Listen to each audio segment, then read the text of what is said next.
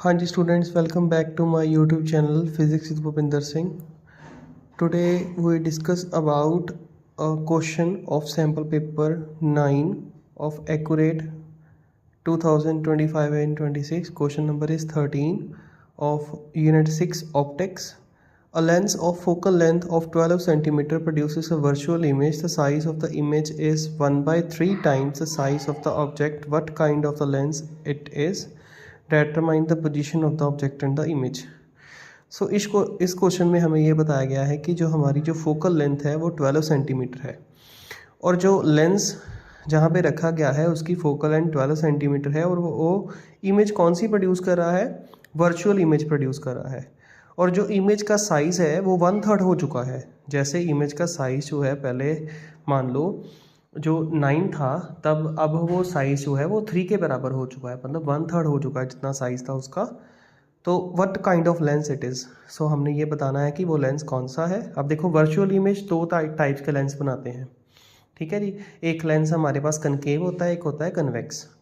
तो यहाँ पे उसने जो बताया है कि जो लेंस के अकॉर्डिंग, ऑब्जेक्ट के साइज़ के अकॉर्डिंग इमेज का साइज़ जो है वो 1/3 हो चुका है।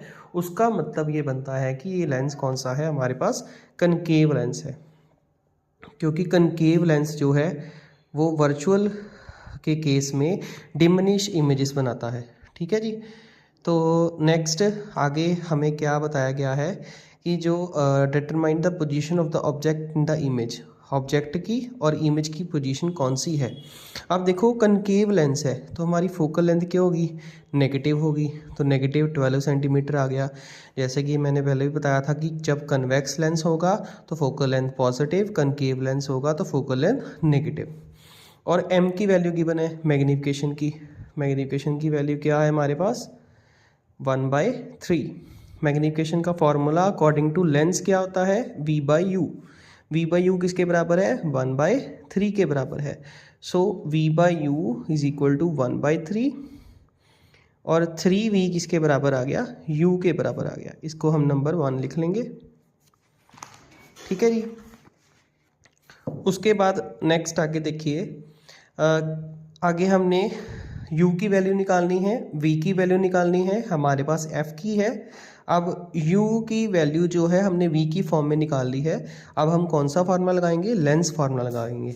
सिंपल जो लेंस फार्मूला है, लेंस फार्मूला किसके बराबर है? पहले लिखेंगे अकॉर्डिंग टू लेंस फार्मूला, ठीक है जी। आगे देखिए, lens formula 1/v minus 1/u is equal to 1/f, ठीक है जी। ये वैल्यू हमारे पास आ गई। तो ये देखो नेक्स्ट आगे 1/v की वैल्यू हमें नहीं पता, ठीक है, वही लिख देंगे। u की वैल्यू अभी निकाली हमने अकॉर्डिंग टू 1, तो वो किसके बराबर है? 3v के बराबर है। तो f की वैल्यू क्या है? 1/12 आ गई, ठीक है। अब इसको आगे सॉल्व करेंगे। तो पहले देखो, जब एलसीएम निकालेंगे इसका तो क्या आ जाएगा? 3v आ जाएगा। तो हमारे पास नीचे अकेला v है, पहले वाले में देखेंगे 1/v है ना, उसको 1/3v बनाना है। तो 3v कैसे बनाएंगे? ऊपर भी 3 के साथ मल्टीप्लाई, मतलब कि यहाँ पे जब इसका एलसीएम निकाला तो यहाँ पे 3 आ गया और दूसरी साइड में हमारे पास 1 आ गया, ठीक है जी। नीचे क्या आ गया? 3v। तो ये किसके बराबर आया मेरे पास? 1/-12 के बराबर आया। तो 2 आ गया, नीचे आ गया 3v। ये किसके बराबर आया? 1/-12 के बराबर आया। तो 2 किसके साथ मल्टीप्लाई आ गया? -12 के साथ। और ये किसके बराबर आ गया? 3v के बराबर आ गया। तो -12 2 का कितना हो गया? 24 डिवाइड बाई 3 आ गया, तो ये v के बराबर आ गया। v की वैल्यू क्या आ गई मेरे पास? -8 सेंटीमीटर आ गई। अब v की वैल्यू निकल गई, ठीक है जी। इसको हम नंबर मान लेंगे 2 मान लेंगे, ठीक है जी। अब देखिए, फ्रॉम 1 and 2 v क्या होती है? Position of the image.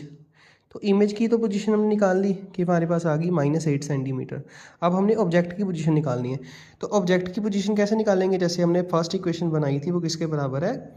3v is equal to u के बराबर है, तो वो हमने यहाँ पे लिख ली, ठीक है जी।